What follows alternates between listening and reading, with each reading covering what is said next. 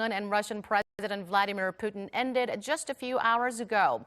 At the start of the banquet following the summit, the two leaders shared friendly messages reaffirming their long tradition of close ties. But during a press briefing, which was held soon after the banquet, Putin sounded as if Russia was leaning slightly over to Washington's side instead of Pyongyang's.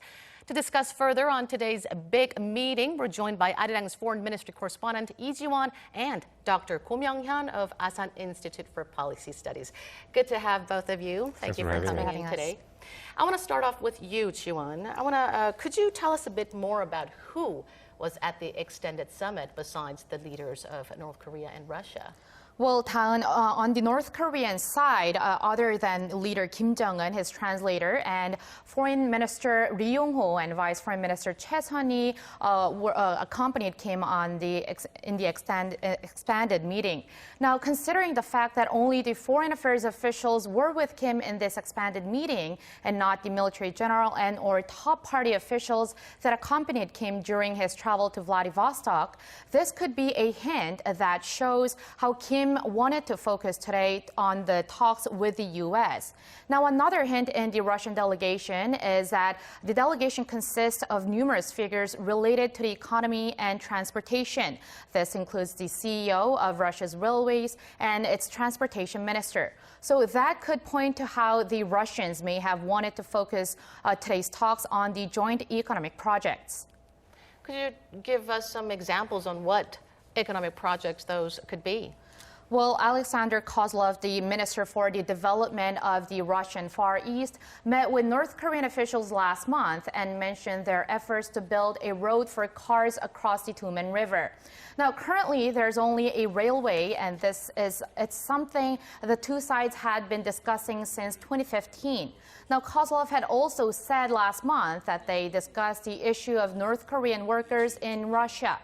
Now, UNSC 2397 orders member states to expel North Korean laborers working in their countries by December of 2019. But cheap North Korean labor is a great asset for the Russians in developing the Far East. So they could have discussed ways to help the remaining 10,000 North Koreans keep their jobs in Russia. But all of these projects risk violating the UN sanctions that forbid countries from leaking cash into the regime. So we're going to have to wait and see how that develops. So quite a handful of issues to discuss with regards to economic cooperation. Now, I want to go to you, Dr. Go. We just saw the press briefing, which followed soon after the banquet. And I was quite surprised by Putin. Putin made quite several remarks that caught me off guard. He said that Russia maintains similar stance with the U.S. with regards to denuclearization of the Korean Peninsula.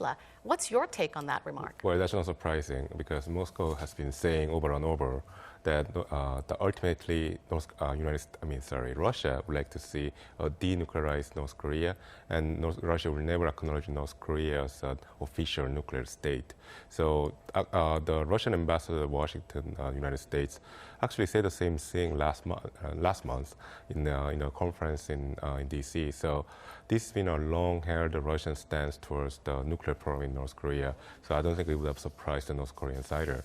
But I think that what really North Koreans wanted to hear from Putin is a support, Russia's support for the continued step-by-step approach towards negotiation with the United States. So as long as that's coming from Putin, I think North Korea will be okay with the outcome of the summit.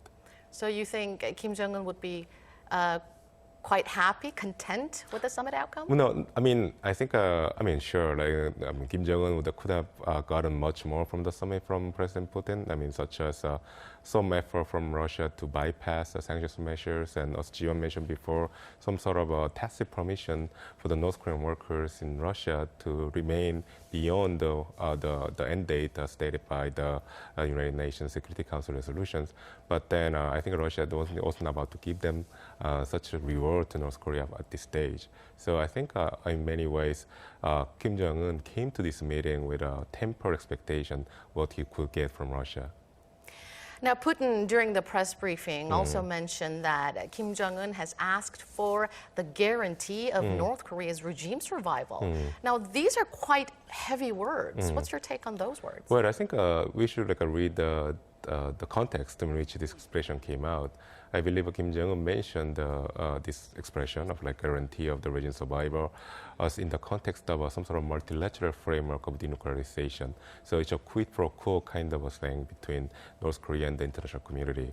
North Korea has essentially, through Kim Jong-un, has reiterated the position that the only condition in which North Korea would completely give up its nuclear capability would be when they feel totally assured of their continued survival.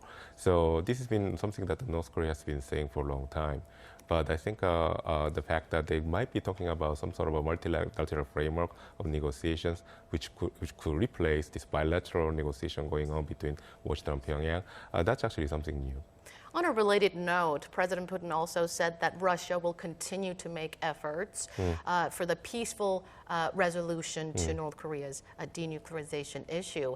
Does that mean that Russia wants to be back in the game? Does that raise the possibility of the resumption of the six-party talks, perhaps? Well, definitely. I think Russia has been eyeing an opportunity, actually not just in the Korean Peninsula, but in different parts of the world to actually re-emphasize its important role in the world stage. So this is, the North Korean, as a crisis, so to speak, it's a prime opportunity for President Putin to project the sense of power or sense of resurgence of Russia. So I think he's going to take this opportunity to project that image again. So definitely Russia would like to have a higher profile when it comes to the situation in the Korean Peninsula. But doesn't mean, though, that Russia is going to confront the United States, such as by disregarding the sanctions measures that Russia itself had agreed to pass in the Security Council. So Russia would stick to its international obligations. Exactly. Now, the Russian leader has also said that Kim Jong-un wanted Putin to relay his message, to relay North Korea's stance to China as well as the U.S. Well, as we all know, Putin is expected to meet with Chinese President Xi Jinping tomorrow, so they will have a talk on that tomorrow. But the question is, would there be an upcoming Russia-U.S. summit soon? Well, definitely, I'm sure President Trump and President Putin are planning some sort of a meeting soon. But then what matters here is that Kim Jong-un, by saying that publicly, that the Russian President Putin should be the messenger of this message coming from Pyongyang for the other leaders in the U.S. and China, what he's doing essentially is to give an important role to Russia. So that's exactly what Russia wanted to hear. So this is like a quid pro quo kind of game being played. I mean, everybody knows that Kim Jong-un, if he wants to talk to Chinese President Xi, he can just pick up the phone and talk to him directly. And same with Trump. I mean, he can send a letter. So I mean, this is just like essentially a symbolic gesture to empower President Putin. Now, the world has closely watched this landmark summit, but no official joint statement or agreement was announced. Why? Well, I mean, we are attaching a lot of significance to this meeting because it's the first meeting between President Putin and Kim Jong-un. But then in the grand context, this is just ongoing. It's just like a side note when it comes to important matter of negotiation between Washington and Pyongyang. And you can also see that both sides, both North Korea and Russia, didn't really attach too much meaning to this meeting because it's taking place in Vladivostok, not in their respective capitals. And also President Putin came to Vladivostok not for the sole purpose of a meeting with Kim Jong-un, but he was on his way to the Belt and Road Forum in Beijing that's going to take place tomorrow. So this is a way for Putin and Kim Jong-un to have a great perception, great optics of Russia and North Korea, getting together again, and then it's a chance for Russia to express support for North Korea's diplomatic approach, and that's exactly what this is. Now, many believe that Kim Jong-un made the visit to Russia as he attempts to gain leverage in nuclear negotiations with the U.S. to show the world, to show the U.S. that he also has Russia on his back, other than China. Do you think the summit was successful in that sense? Well, we already knew that Russia was watching North Korea's back. I mean, we know that much of the message that came out today was already said last year in October 2018 in the vice ministerial meeting between North Korea, China, and Russia. they reaffirmed North Korea's approach towards negotiation, which was step by step, and also the need for the United States to relieve some of the sanctions currently in place against North Korea. So this is the same message, the very consistent message that three countries are sending Washington right now. But then what matters here is not so much that Russia is now, has made an explicit support for North Korea, which Russia has already done, but it's the fact that Russia and North Korea have said it again. So the frequency of this message actually, I think Russia and North Korea wants the frequency of this message to somehow create the momentum to change the Washington's attitude towards North Korea. Now, going back to you, Ji-won, the world is closely watching every footstep of Kim Jong-un. What are some of the important itinerary that he has left following the summit? Well, Tan, the North Korean leader, when in other countries, is known for visiting industrial sites and tourist destinations. So there is a high possibility that he might do the same this time as well. And so a number of possible destinations that have come up include the world-renowned Mariinsky Theater, a public aquarium, and a local milk or chocolate factory in the area. Now, some of these places, including the Pacific Fleet headquarters, were also visited by Kim's protocol chief Kim Chang-san earlier on. Now, Kim could also follow the footsteps of his late father, Kim Jong-il, by visiting the places he went, including a bread factory.